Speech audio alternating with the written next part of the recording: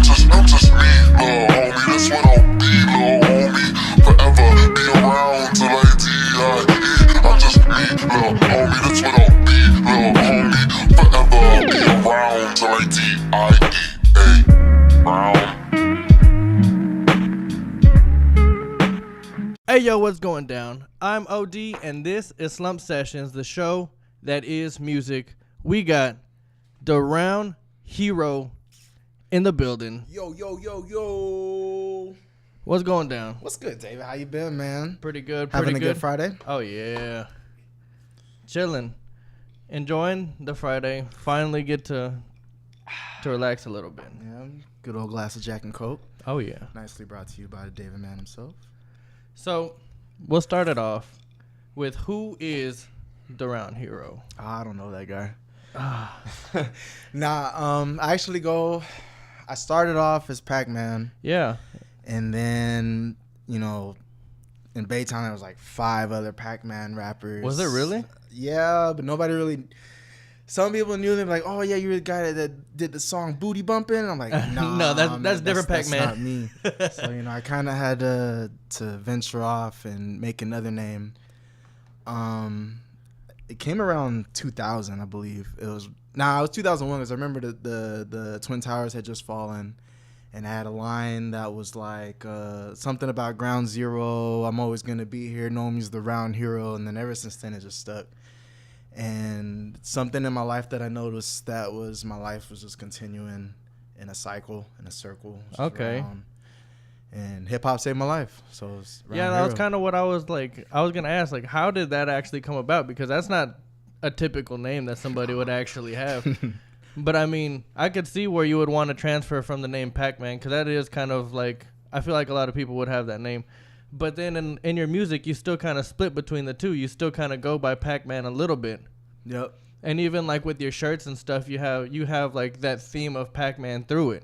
Mm-hmm. Yeah, no, Pac-Man is still me. I mean, the reason I started with the name Pac-Man was my initials, or PAC. I ain't gonna put my government name out there for y'all, but PAC are the initials, so that's what it came out to be. My mom actually gave me that nickname, Pac-Man. She was the first one to call me that. That's pretty cool. I've always wondered that. So, where are you from? You're from Baytown. Yep. I was born in Houston. Born in Houston, raised in Baytown. Okay. And you're not here now. You're actually away. Yep.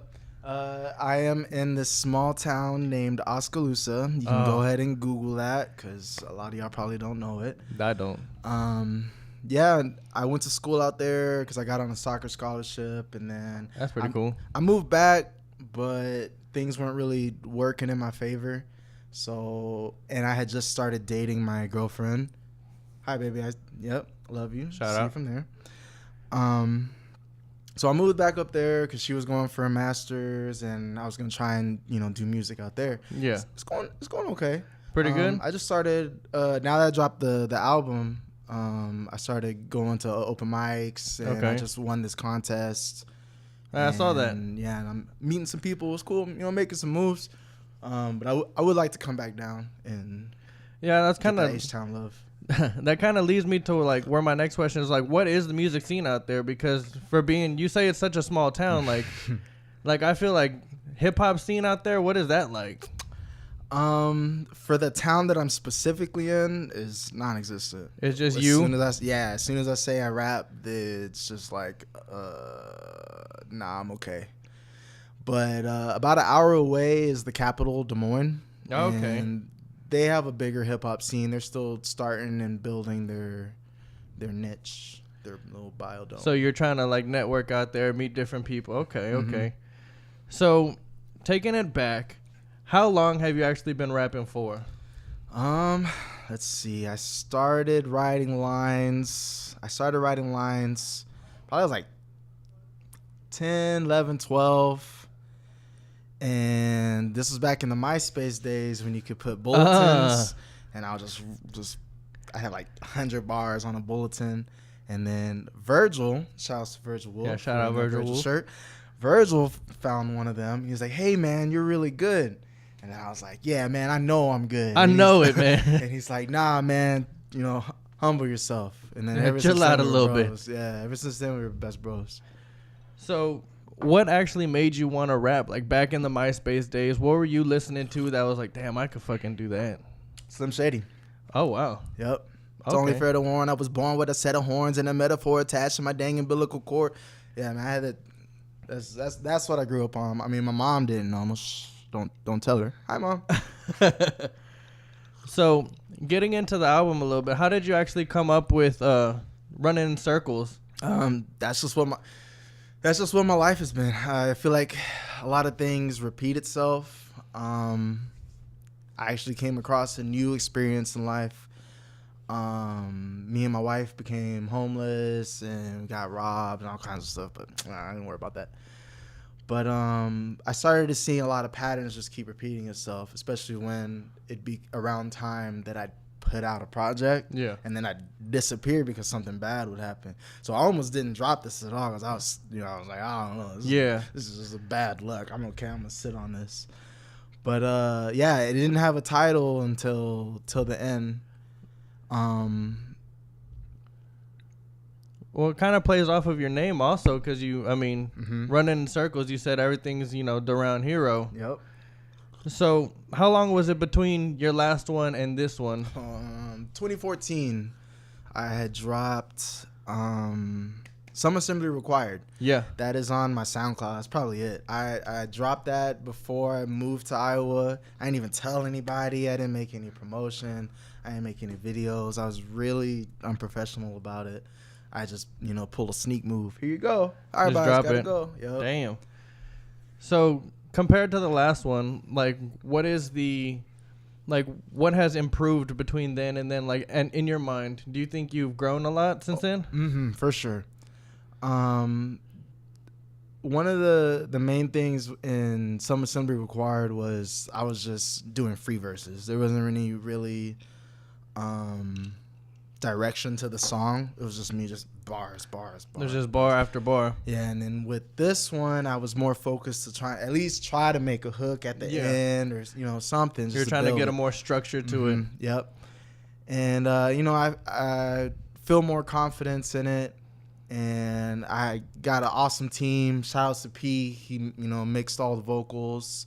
My boy Eddie made about half of the beats, and my boy Cam, which he should be on here next or sometime soon. Oh yeah, definitely. He made the other half of the beats, and he's got his album dropping soon.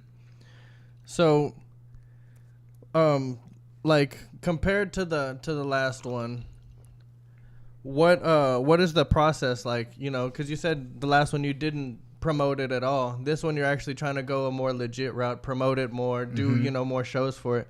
What is that like? Oh man, it's been awesome. I've been getting love all over the world. I've just been doing the groundwork, just reaching out. I don't really use Twitter, but I'll hit the little hashtags or whatever and just reach out. Hey, if you like hip hop, come check this out. It's short, sweet, you might enjoy it. I ain't trying to be like, hey, listen to this, or I'm never gonna tire you. Sponsor it on everything. Yeah, nah, I'm just out here just trying to make friends, meet people, try to go as far as with it as I can. So, for somebody who's actually lyrical and takes time in trying to write their stuff, how is that like? I mean, shit, I couldn't try to rhyme anything. You are crazy with it. My writing process is actually, to me, it creeps me out. If anybody was to see me in third person, it'd probably just be a bunch of me talking to myself. And and it's usually just me mumbling, just oh, okay, hold up. I'm about to break it down. Give it up, hey, and then it just builds off. Mostly it's just running through beats, and talking to myself. And trying to find something that works, so you write something down and then you just keep repeating that and trying to build off of it. Yep. Okay, that's pretty cool. Yeah, just a good build up. And another thing that I've noticed while I was writing, if it doesn't build up, like there's just so much going on in my head, I'll have like 2 bars of up front, and then I'll have like the last line of the verse already in my head. I already know how I want to end it, and then I just fill it in between. Ooh, Jack and Coke kicking in. No, I'm playing. But yeah, no, it's fun, It's therapeutic for me. Just to try new words. Work on my vocabulary. Yeah. Try different styles, different rhyme schemes. So what I find interesting is I like to find out what comes first. Do you try to rhyme first, or are you listening to the beat?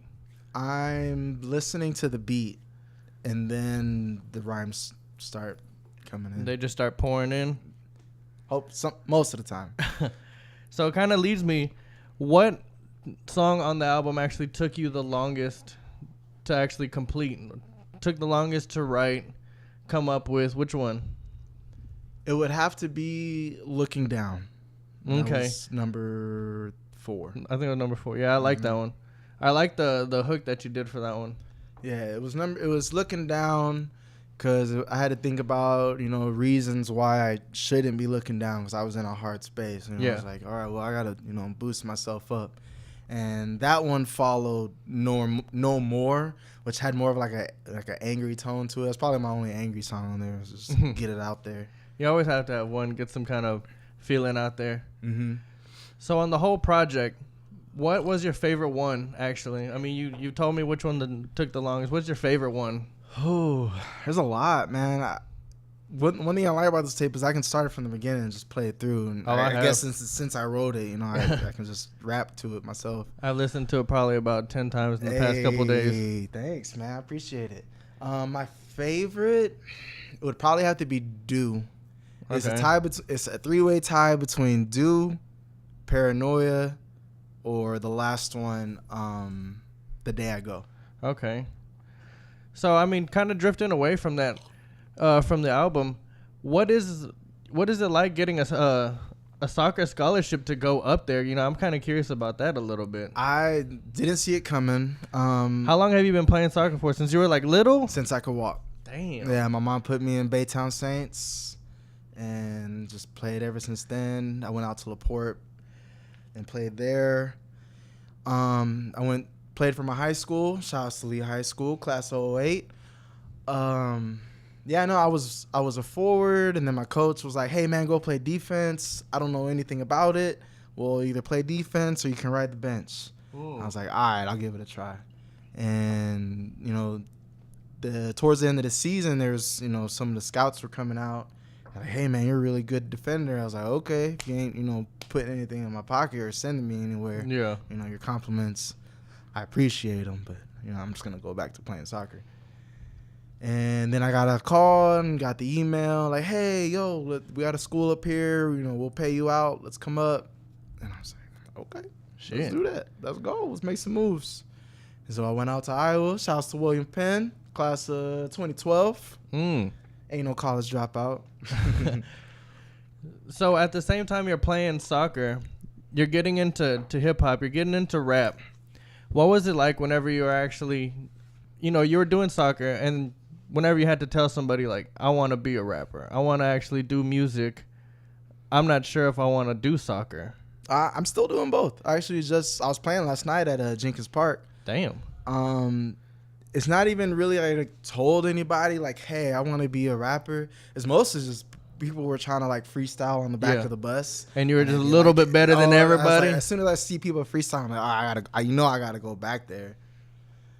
So you just realized you were better than the average person. It's not even that I felt like I was better. I just felt that I was in the zone. I was in my zone. You felt like at ease doing it. Yeah, and then everybody was feeling it, and the whole bus was jumping, hyping you up. Mm-hmm. So there was never a really point where you're like, I want to actually be a rapper. And no, there's never. I mean, do I want to do music? Yeah, of course. But it was never like, "Hey, mom, I'm gonna be a rapper." Nah. It's what would she have said if you just outright told her? I think she would have just laughed me off. You don't think she would have taken it serious? Nah. After all these years, did you still see yourself actually making music, or? No. At the beginning? I think I've quit like 12 times. Damn. Or at least said I was gonna quit. Yeah. But something you just can't stay away from. What is it about like actually writing and making the music that keeps bringing you back? Just the ability to express myself. Because when I'm writing and recording and putting on shows, I'm putting myself out there in a way that I couldn't if I wasn't rhyming. Yeah. So, you know, you're just in your own zone. You can, tell your story passionately. And, I can write, but it doesn't feel the same, just reading it. Yeah. Or, I can, talk to somebody, but, it just doesn't feel the same. Instead of, spitting it with emotion and put emphasis on certain words and which line, you just break it down to the math. And it just feels good. So, what, like, whenever you're writing and whenever you first started out, what was it like actually putting your first, stuff out there for everybody? How did you actually get into recording? Because you said you were typing up bars on MySpace. Once again, that was through Virgil. Virgil was like, come through the crib. I got a mic. And actually, Now he had this little mic on a shoebox on his mom's desktop. And I was like, no, let's get something better. So I was in orchestra in high school, and I had left orchestra, sold my violin, and then bought our first microphone. So our first, I wouldn't call it an album, but mixtape, I guess. Our first mixtape was recorded on a coat hanger with a little mic and running off a Cool Edit Pro. Man, we thought we were the coolest. We were passing out little printed CDs. Like, here you go, man. Check this out. I think I got one of those CDs. Oh no! Don't play it, please. I think back in the day, I did get one of those. Some people tell me they still have it. I'm like, nah, man, just pin it up on your wall. Just let it be. So you wouldn't ever rehash any of the old music? No. If anything, I would probably rehash some of the stuff from Some Assembly Required, but that's probably as far back as I'll go. So back in that time, were y'all using instrumentals for other songs, or were y'all finding shit on jacking beats, YouTube? Just beat jacking. That's where you got to start, though. Mm-hmm. Everybody has to beat jack and get their shit out there. Yeah, it was just Fireman instrumental, Cannon instrumental, Grills instrumental. The Grills instrumental. DaRoundHero and the Grills instrumental. You shouldn't do that one again. Yeah, man. The song was called "I'm Broke." You'll probably never find it, so don't look. I'm sure we can. I'm sure we can find it somewhere. But yeah, man, it was a good time. It was a good time. Me and Edwin were recording all the time. Every day we were at his house, just recording, just whatever we can get. That's what I mean. I feel like that's what makes a good artist, is whenever you could just push out music in your early days. And you know what that's like. You know what it is to come up with some a new verse at all times. Mm-hmm. Yeah, and then just writing. And then writing with somebody else is also cool because we can bounce ideas back off each other. What kind of vibe are you going in? And then me, Virgil, and then Cam, we started this little group called BT. And we tried this old school. We had this old school style where I'd spit 3.5 bars. And somebody else would slide in. Finish. Yeah. The old Run DMC, Beastie Boys type shit. Yeah, it was fun. Those are fun. I like those though. Yeah, that was when we had performed at South by. Okay. So for anybody who wants to listen to Running in Circles, where can they find it at? Everywhere, man. Spotify, SoundCloud, MySpace, Kazaa, LimeWire, Napster. Yeah, go to LimeWire and get Running in Circles. And then crash your computer. Yeah, and crash your computer, and it will definitely be worth it. Hell yeah. So, what is your Instagram, your Facebook, your Twitter, whatever? Where can somebody find you at? All right, let's see. Instagram's DaRoundHero with a D-A, not T-H-E. Yeah, don't spell it with the T-H-E. You're going to probably find some weird guy. I don't use Twitter, but it's Roundhouse Pack. Okay. And Snapchat, DaRoundHero. Facebook, everything's just Google DaRoundHero. You'll find him. I don't think you'll find another DaRoundHero. Let's hope not. So, follow me on Instagram. Follow me on Twitter at SlumpedSessions. Listen to Running in Circles. You will not be disappointed. It's real short, man. It's 10 songs. 10 songs, but it flows all the way through. Mm-hmm. It starts out good, finishes good. There's really no low point to the album. Nah, you can put it on when you're jogging. You can put it on when you're putting your baby to sleep. You can put it on when you're doing your taxes. Yeah, that's what I did. I did my taxes and I listened to it. It's all around, man. It's all love. Thanks for watching. Thanks for listening. Stay slumped. Stay slumped. I just need little homie, that's what I'll be, little homie. Forever be around till I D-I-E-A. Round. Hey, yo, what's going down? Slump Sessions, DaRoundHero. We got an exclusive live. What's going down? Shout outs to Big Low on the beat. We can go ahead and do this for y'all, real exclusive. So where to begin? Thought I disappeared, it's more like I ran out of my pens. Trying to get it right, slowly push away family and friends. We're all covered in sin, we'll make it out, it depends. If I continue to bow down to the one stopping me. Gotta see why you want us to drop and then you copy me. Why you want to punish us? We've been doing this properly, it's awkward. Y'all ready, follow this mockery. Happens so fast you ain't got seconds to breathe. Watch your actions, gotta be careful who you believe. This ain't a game. Such a shame, had to put the blame on you. One day it'll be great and then it caves on you. I've been told 1,000,000 times, through all the downfall is when it is the realest inside. Hanging on with the villainous pride. At least I really tried. I already thought it was hard when y'all told me Billy died. At least I showed you that I've been at it with the cold truth since about 02. Can't fear life, it's only plans to approach you. Even after you know the rug's pulled from under your own too. In and out of 100 places, it's hard if you never face it. So close that you could taste it, seems second it's all been wasted. Test my patience till I fall complacent. I mean, running in circles is an understatement. There's no way that you can stop at this time. Or make me claim fraudulence and then try to swap it with pride. To me the game is a Whopper with fries. Yeah, I'm hungry and can't afford it. My landlord's been robbing me blind. How sad. It's not even home. It's where my house at. Where the 40 ounce at, to the point to get your crown snatched. Another trip to rock bottom and then we bounce back. Better watch where you put your snouts at, cause the round's back. Hey, it's like that though. Mr. Pat going in. Rap flows. Hey, it's like that. DaRoundHero, Slump Sessions, exclusive. Get slumped. Everybody gotta come through. Y'all ain't dropping bars. You ain't dropping bars. You gotta come through and drop some bars then. Hey, stay slumped. Stay slumped, y'all.